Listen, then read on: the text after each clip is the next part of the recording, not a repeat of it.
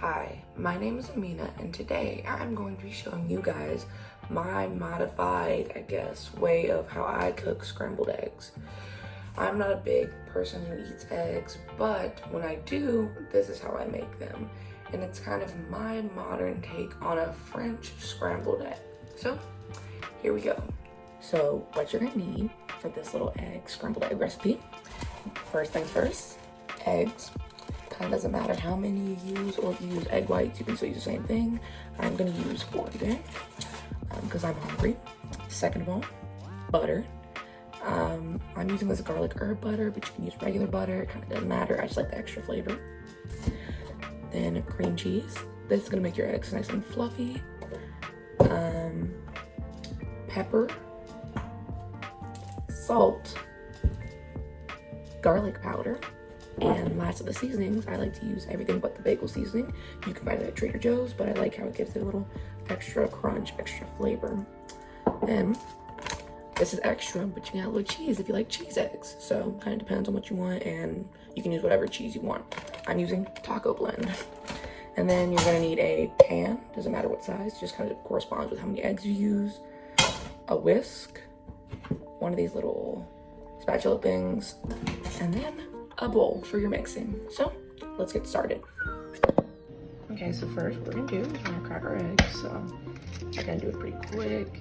You can do one. Forgot there was an egg right there. Yeah, so just crack them however you choose. Boom. And we're gonna do one more for a little extra protein. Then I take a small spoonful of cream cheese. Kind of just throw that bad boy in there. Yeah, that'll work. Next, what you're going to do is put a little cheese.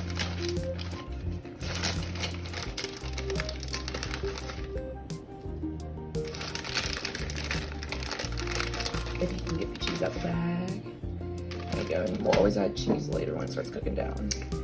Then we're gonna season. I'm using my everything but the bagel seasoning.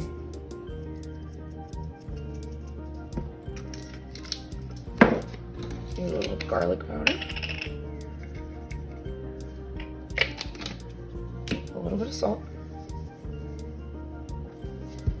And then a little bit of pepper. And then you're gonna whisk it up. And I'll be back once this is all whisked up. Now that everything's kind of melted together and your eggs are whisked, you can slowly pour them into the pan. And these chunks right here, those are the cream cheese chunks.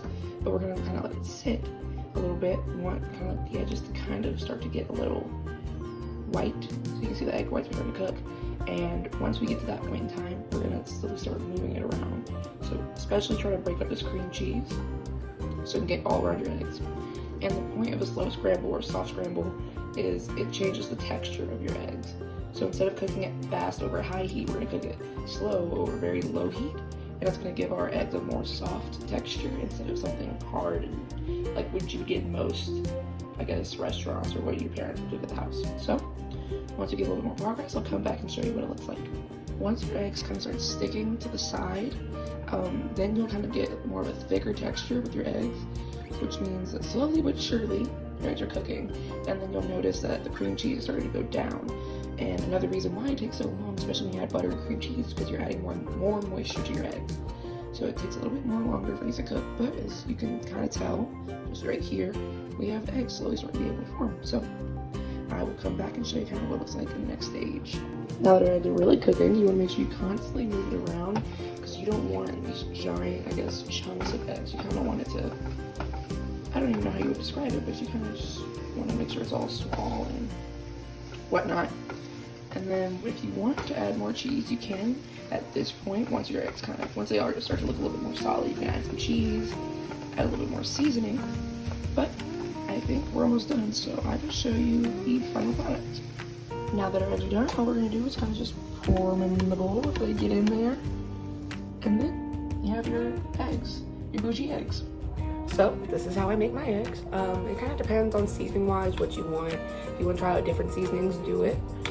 Just depends on your preference. So here are my little bougie eggs. I'm gonna go eat these now. And if you made some too, hope you enjoy yours. Bye.